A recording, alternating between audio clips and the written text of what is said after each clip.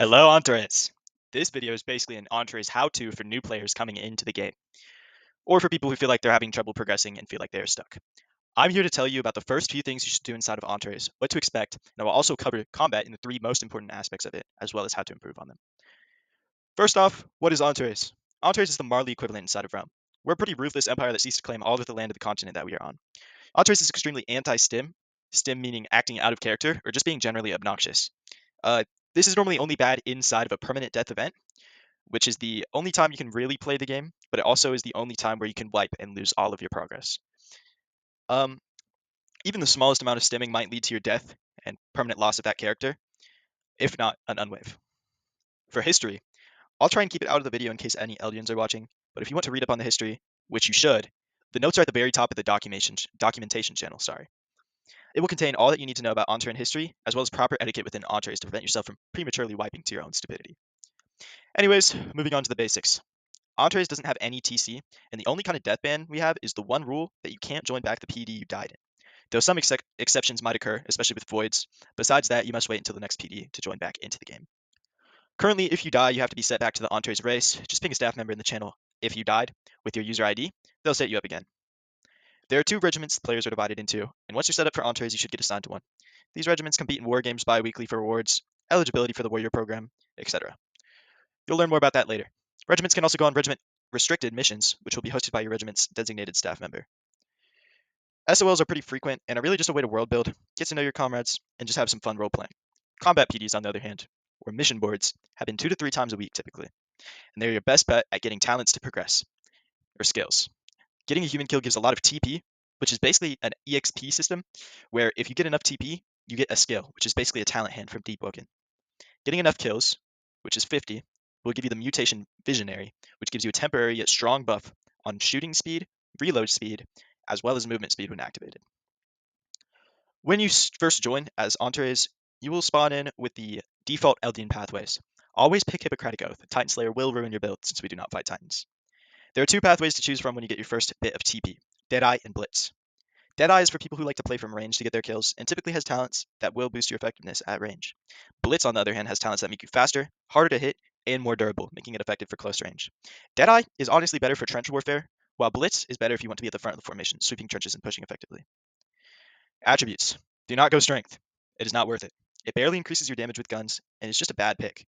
The three stats you'll want to invest in are Fortitude or Durability, Dexterity, and Efficiency. Efficiency increases your range, reload speed, as well as decreases your skill cooldowns. So it's only really needed if you're Deadeye. And even then, you can just go 2. Durability, on the other hand, you should go at least 4, because it increases the amount of time you can stay fighting on the field. Dexterity is just your run speed. You should go 2 or 3. 3 if you're Blitz, but 2 is fine. Most people go 3. Now for combat basics, the equipment you'll be given is, first of all, our standard issue rifle, which is the Car 98K. There's a semi-auto weapon. It's a semi-auto weapon that shoots. It has 5 bullets in its magazine by default, and it one-shot headshots at any range. There is a talent called Extended Magazine that will increase your bullet count to 8, though. You also have 2 helmets at all times, one on your head and one on your hip. A bullet or a helmet basically acts as an extra stubborn, protecting you from damage completely for 1 bullet shot to the head. Once you are shot in the head, though, your helmet will fly off and you'll need to put in another. You'll also be equipped with a saber. Really only use this to finish off enemies that are very low. Sabers are bad for combat. The final thing you'll be equipped with is a gas mask. It's pretty self-explanatory. Put it on when gas is dropped from the sky. You should also put it in when you need to walk through gas bombs, which are green clouds emitting from bombs that are dropped from the sky. You'll know it when you see it. Gas masks also put a vignette on your screen that, when equipped, will reduce your visibility, so don't wear it all the time. Now, I think I've covered the basics, so I'll move on to the 3 main aspects of Entree's PvP and how to improve them. First of all, your movement. Being able to dodge bullets effectively is key to preserving your life on the field and letting you engage for combat for longer. The first and most effective tool for movement is your roll. Holding out a melee weapon or a gun allows you to roll, giving you iframes for a whole second, negating all damage. This is great when crossing open fields, avoiding bombs when they fall down on you, or evading enemies to get close to finish them off.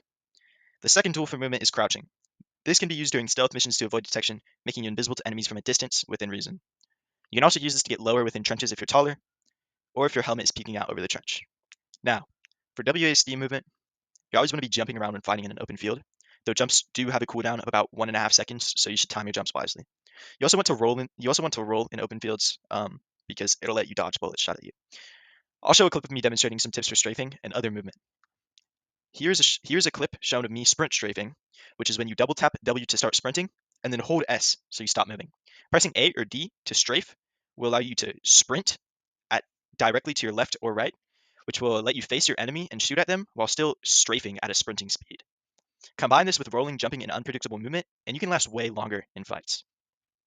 Now, on to the second aspect, game sense. Having good game sense is very important, as it could be the difference between you making a dumb decision and dying, or getting an amazing flank off and killing 6 people in a row.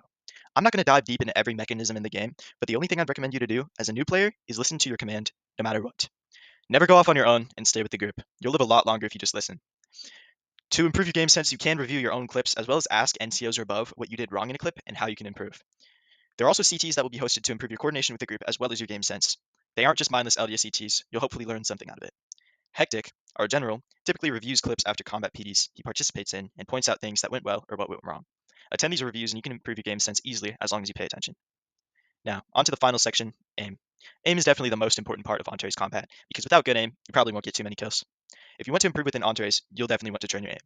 There are many ways of improving your aim, but the best way to see a straight increase is to make sure you're using the correct settings, and then train your aim. The first thing you should do when looking to improve your aim is disabling Windows mouse acceleration. If you're on Windows, you'll want to search change the mouse pointer display or speed on your Windows bar, and then disable enhance pointer precision. This will make your aim much more smooth and consistent. You might also want to set your pointer speed to the middle notch, but keep in mind this will change your sensitivity and you'll have to readjust. Once you've done this, and you're new to aiming but still have a gaming mouse, download your gaming mouse's software and open it up. Somewhere there should be the ability to change your DPI, as you should adjust it, and you should adjust it to what you think would be your ideal value. As you can see on the screen right now, I have a Glorious Model D mouse, and I have my DPI set to 400 in the mouse's software. If you don't know what your ideal DPI would be, set your DPI to 400. It's the easiest to get accustomed to, as well as the average and most commonly used DPI. Now that you've done all that, I would recommend downloading a different Roblox launcher like Blockstrap or an equivalent Roblox enhancer to increase your Roblox's performance and give you the ability to uncap your FPS. These alternate launchers of Roblox run much more effectively than the normal Roblox launcher. Uncapped FPS will also make it easier to aim. Now, on to training your aim. Make sure when aim training that you use an aim trainer on Roblox to try and replicate as closely as possible to how you'll be aiming within Antares. The one I use is H4X aim trainer, one typically used by Clanris, though I only use the tracking scenarios. The best kind of aim training you'll do for Antares is switch tracking, which involves moving targets that randomly disappear and reappear somewhere else, meaning you'll have to flick between them as well as track them. Once you've gotten accustomed to your new sensitivity, you can try inviting a friend to join the Fort Europa map out of PD and 1v1 them a bunch to try and improve your raw aim. Crosshair placement. For crosshair placement, always have your crosshair placed at the height of the thing you want to shoot. If you're shooting someone's head, keep your crosshair at head level. Pretty self-explanatory, but might take some practice in game.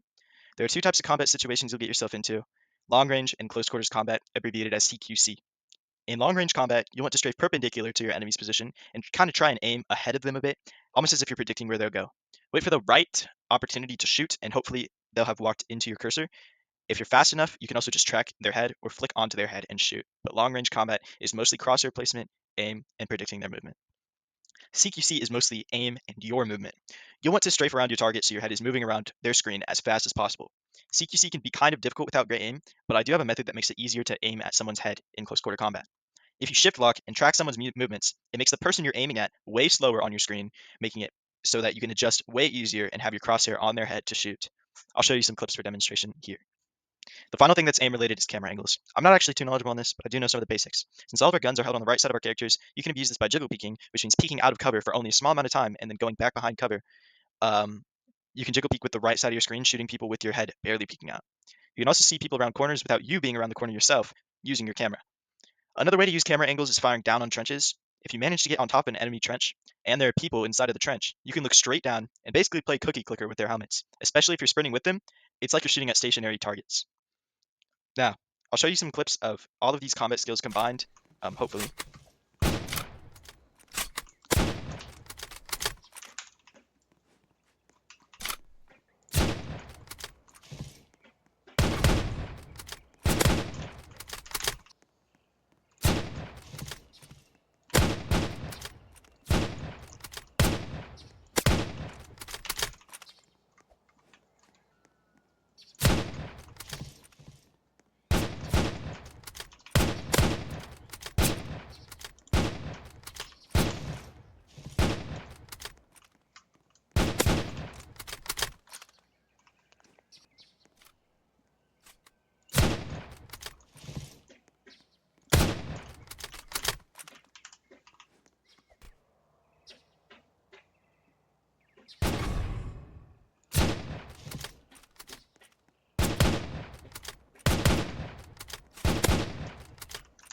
Now, that's all for this video. I hope it helped.